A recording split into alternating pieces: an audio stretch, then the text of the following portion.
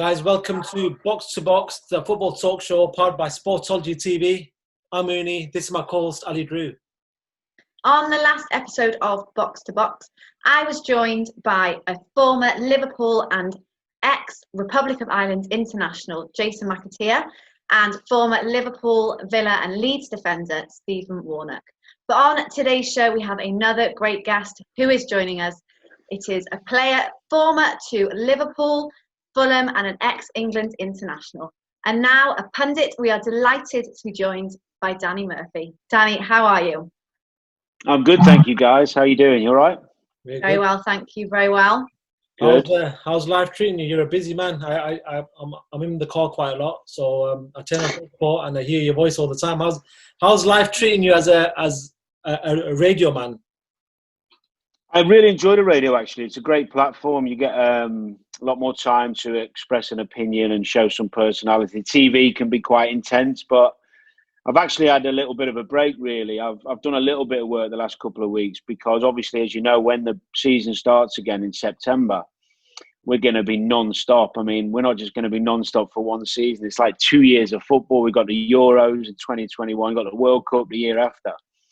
So it's going to be all go and hands to the pump. So the last week or two, I've actually not had too much on. It's been nice spending time with the kids, playing a bit of golf. Are the kids going back to school now? Are they back this week? Next week. Okay. It was interesting, actually, because although I'm all right at academia and stuff, I did all right in school. But when I was doing the homeschooling at times, because they were between mine and their mum's house, and I was having like 50-50 share of homeschooling, and I'm not qualified teacher. It is hard work, let me tell you. I've heard it. And then also you're not just teaching. You're obviously a chef. Then you're a taxi because you've got to run them about. And then when you get a bit of time to do anything, it's nice to get them out and about and do stuff. But it's been hard because the everywhere has been closed down up until probably the last 4 or 5 weeks. So things are getting back to normal.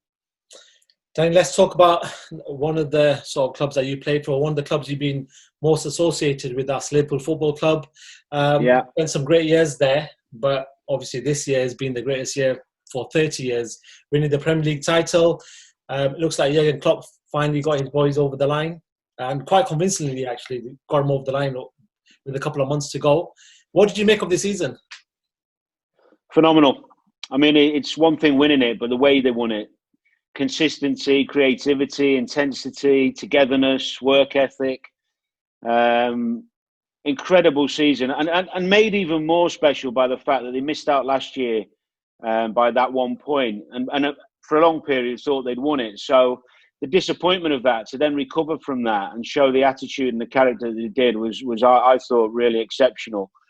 And I think for the Liverpool fans, the only disappointing part of the season, of course, was not being there at the end to celebrate with them, because it has been 30 years, as you said. I mean, I was at Anfield the last time they won it as a fan. Wow. So yeah, a lot of those fans haven't had the opportunity to see their team win it in the flesh, and they haven't this time round. But they'll be proud of the team, and I think what Jurgen Klopp's done in a short space of time is phenomenal, really. They've progressed every year, and you could argue that there's not really one player in that Liverpool squad that hasn't improved under Jurgen, which shows which is the true quality of a manager in many respects. What do you feel like they do need to improve on, though? I know we've spoken about how great they've been. They've won the Champions League the year before, so they can't really get much better. But like watching Man United dominate all them years, Sir Alex was always buying new players, even though they were winning titles. What does Jurgen Klopp need, or what do you think he wants in this transfer window?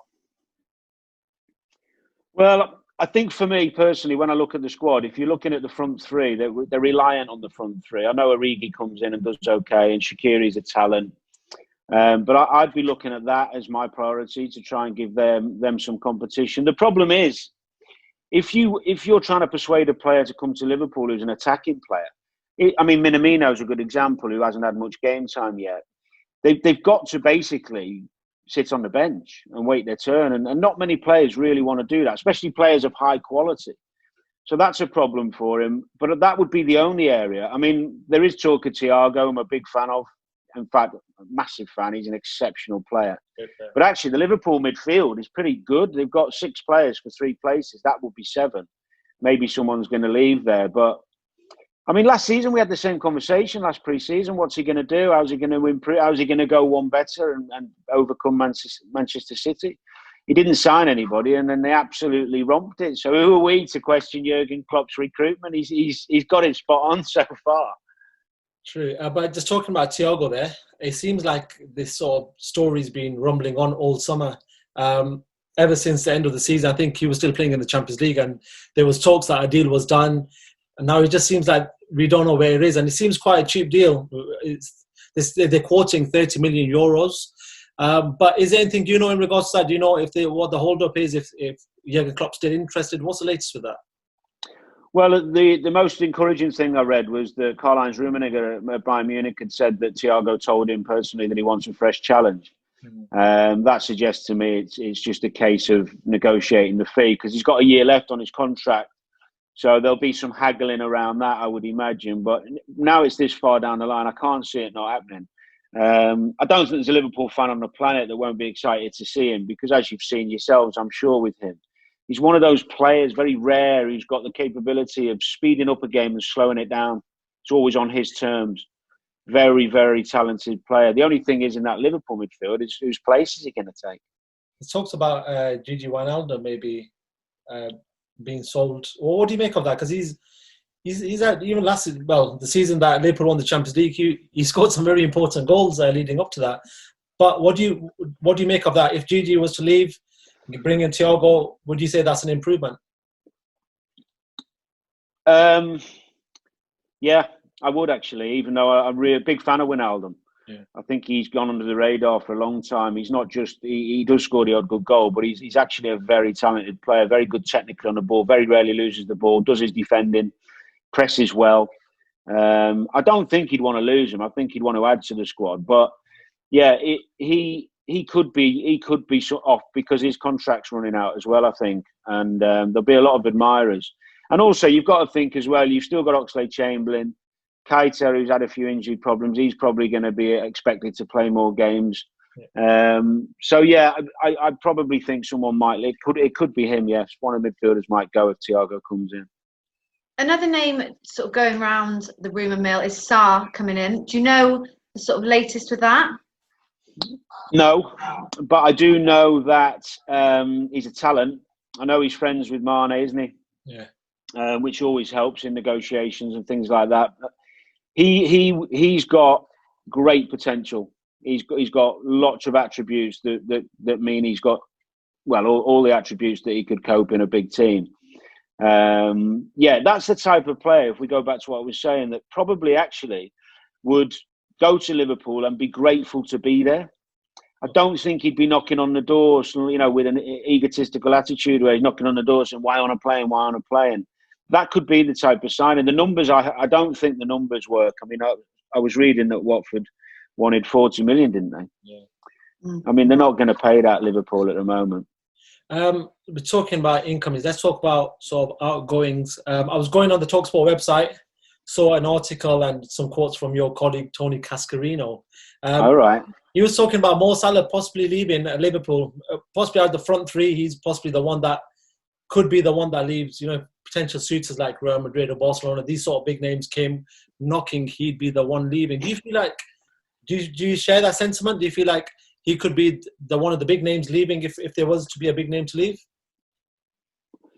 I think it's hard to know, isn't it? Because every individual has their own little dream, their own desires on where they want to go and what they want to do. So, for example, for me, it was easy. I supported Liverpool growing up. My dream was to play for Liverpool. I was able to do it. I never wanted to leave. I had to leave, but I didn't want to. Whereas other players, especially foreign players, I mean, Coutinho was a good example. I think he'd always wanted to play at Barca. So I don't know what Salah's mentality is, but he says all the right things. The fans love him. He's played unbelievably since he's been in a red shirt. But nothing surprises me in football. Yeah, I mean, if Madrid or Barca came in for Mane or Salah and offered a stupid amount of money, then yeah, maybe their head would get turned. But right now, if you're looking at it from a football perspective, they won the Champions League a year ago. They've won the Premier League this year. Things are moving forward. The team's getting better. The club's growing again. It wouldn't be a finance issue, would it? It'd be a footballing desire. Then that's where you never know with players what they actually want. You talked about nothing surprising you in football. The headlines have been dominated by Lionel Messi. He's not turned up to training for the second day. It looks like he wants to leave, the biggest name in world football alongside Ronaldo. What do you make of this whole saga that's going on at Barcelona? I think it's a shame in the way it's happened for him. He's the best player I've ever seen. His heart's in Barca, isn't it? He's grown up there. He's been nurtured there. In a way, the romantic kind of football person in me would like to see him stay there, finish his career, and be a one-club man. On the other hand, there's a pundit in me that would be watching him play next season and eulogising about him. So it's one of those things that until it actually happens, you don't quite believe. It's a bit surreal talking about Messi being in the Premier League. I think if he does come, it's a game changer. Yeah. And what I mean by that is, I think City then become the favourites again. He's that good. It's as simple as that. He's a magical player, and he's going to be walking into a team full of confidence and creativity. It's not like he's going to go to a team where he's got to try and turn things round. They score loads of goals and create loads of chances anyway. I mean, imagine coming up against them next season if he's playing. Oh my God. Yeah. Another former team of yours, Fulham. Obviously, they're getting the promotion now back up to the Premier League. Just talk to us about the season you think they had.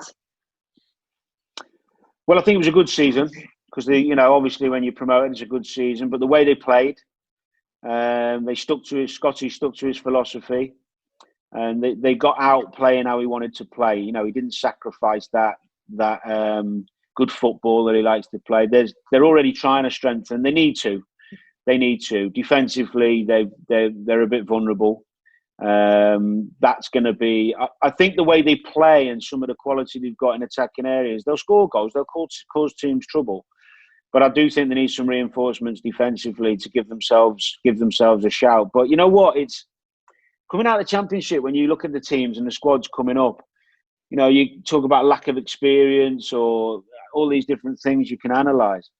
Sheffield United come up with hardly any players who've played in the Premier League and blitz it and play amazingly well with a super system and a confidence that we didn't expect. So you just don't know. But my gut tells me that they've got to do a bit in the window for them to have a chance. Do you think that their sort of priority goal and what is going to be their goal for the upcoming season is to just keep to stay up and not go back down to the Championship? Do you think that they're going to try to set their sights a bit higher, or do you think that is going to be the aim?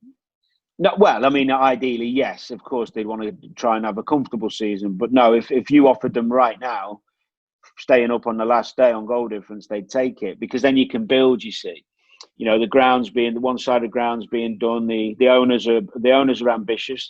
I mean, last time they went up, they spent 100 million. Let's not forget. I mean, they spent it terribly, by the way. Absolute joke. Like they were spending on throwing money about left, right. Well, that's a different story. But the owners back them. It's a club that will get money pumped into it if it's doing well. And Scotty knows what he's doing. He's been in the Premier League a long time. He knows the score. But ultimately, recruitment is the key in every club's success. Every club we're talking about, bottom end, top end of the league, how they go out and recruit is key to what's going to happen next, to the success. Liverpool being the best example. What do you reckon of the signing so far? We know that they've signed Harrison Reed from Southampton.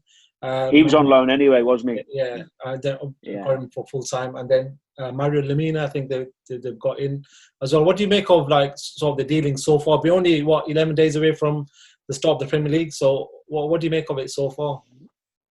I think they need to do a bit more at the back.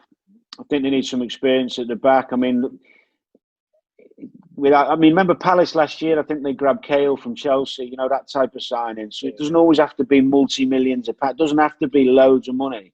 Lemina's a chalk and cheese one. But some people aren't happy with that signing, and some people who know a bit more about football know the quality he's got. He's been a bit hot and cold in his time here already, but he is a talent. and he's a strong, experienced player, good, solid athletically, but he can play as well. If they can get him fit, he will be a good addition. But it's at the back. I mean, I know they're looking, but it's finding the right ones to fit your system. We're talking about the transfer window here. A team that's dominated this transfer window is Chelsea Football Club. They seem to be signing some big players. We'll be going through the list of Hakim Ziyech from Ajax. You've got Timo Werner, who Liverpool were after, and Chelsea sort of pipped him to that player. Now, Kai Havertz, Ben Chilwell. These are good names. What do you make of their transfer windows so far? Very, very ambitious, aren't they? They are. You can tell they mean business. I actually think, although you're talking about some wonderful players there, I mean, we could break each one of them down and tell you their qualities, but actually the eldest one they've signed, Thiago Silva, is probably the best bit of business. Yeah. And the reason I say that is because obviously they conceded a lot anyway, but he's still super fit and a terrific player. But he's a leader. He demands. He talks. He'll organise. I know people are talking about maybe the changing goalkeeper, but Thiago Silva is a top centre-half still. I mean, if you watched the games that I just watched, you can see how physically good he is. So I thought that was a brilliant bit of business. And everywhere else they're improving as well. So they'll have a good go. I think the hardest thing is when you buy quality, it's fitting them in and hoping they all gel at the same time. Normally there's a different level of progression for each player, depending where he's come from, his age, his experience. Expecting them all to hit the ground running at the beginning is a bit unrealistic. So that's why probably I don't think they'll challenge yet for the title. Another team that always gets the headlines is Man United. They were linked to Jadon Sancho. It seems like it's forever going on. Doesn't seem like they want to pay that fee of 120 million euros. So it's sort of a stalemate, but they seem to have got the first signing of the summer, Donny Van De Beek from Ajax. What do you make of that signing? I like him. Good player. I like him. Great energy, technically good, gets forward, gets a goal.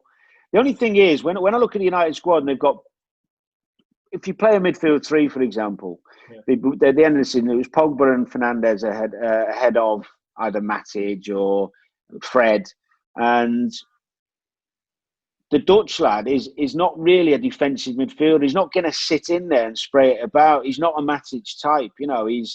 He's got legs. He likes getting forward himself. And for me, I was surprised in that they've got Pogba and Fernandes, and then they've got another brilliant attacking midfielder. Who's going to shore it up in there?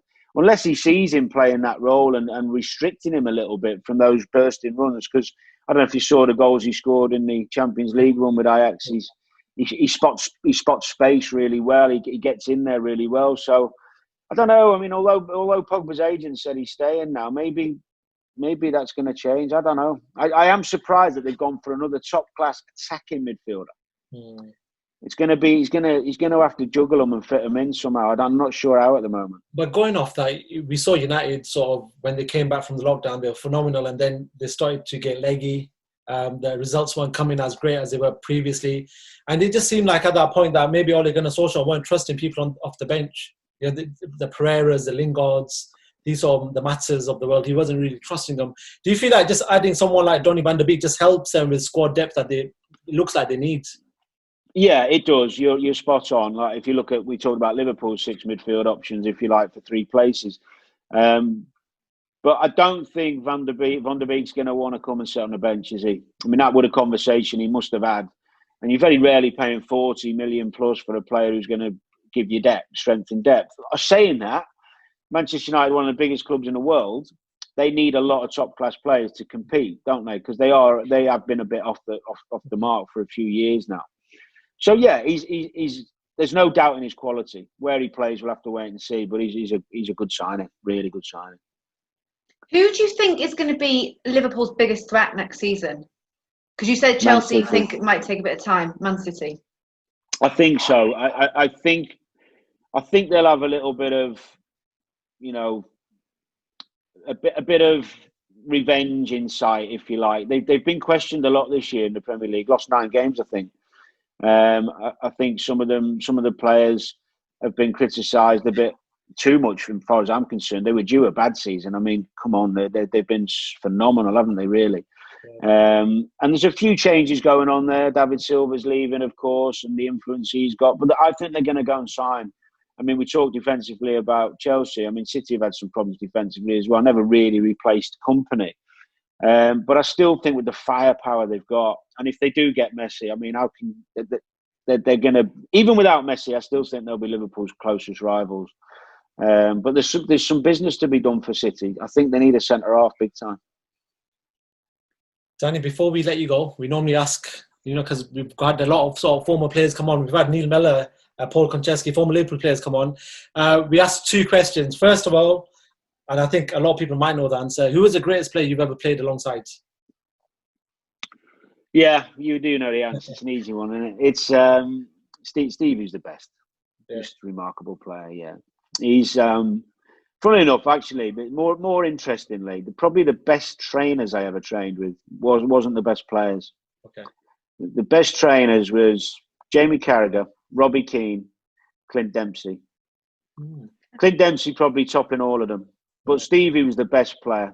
Probably, I tell you, one of the most talented players I ever played with that you wouldn't really probably think is Moussa Dembele. Oh, wow. Okay. What a player. Anybody who plays with Moussa, I mean, all the Tottenham lads were said the same when you speak to them. He was a sensational player. And actually, Tottenham never replaced him since he's gone. Yeah. Also, then the second question is, sharing a pitch with a player, which is the best player you've shared a pitch with? Played against someone in an upper... It's a hard one for people to admit this. I've been lucky, one-off game against Zidane was an experience I'll never forget. It was like he was playing on his own. He was like playing with a bunch of little boys, like throwing us off. And Rivaldo was a good one. Probably the player that the player that put me up the most and made me feel inadequate and made me feel inferior and like a failure was Paul Scholes a couple of times. I had a couple of games against him where I come off the pitch thinking, not sure what I don't know what to do. Wow. At half time when you're shaking your head to yourself, I can't get near him. And when you do try and get near him and smash him, he'll pop it round corners. And when he was at it, Scholesy, he was probably the hardest one I come up against. Paul Konchesky said the same thing. He said the same thing. He said that we knew. Oh, did he? Yeah, he said because he was mocking Ronaldo. He said, "I knew the ball was going to come. I knew the ball was going to come, but it was so clinical that I would never get to it." He goes, I remember the game he's talking about. He got rinsed. Yeah. Bobby Zamora said it as well. He said it as well. So yeah. What, Scholesy? Yeah. Paul Scholes has been a popular one. I think what I would say is, and it's fascinating because everyone's got different views, but I mean, I played against Stevie a couple of times, but not as often as Scholes because I was obviously at Liverpool quite a long time. If you said to me now, who would you not want to play against? I'd say Stevie. Stevie's the one I'd not want to play against. I'd still rather go against Scholes than Stevie.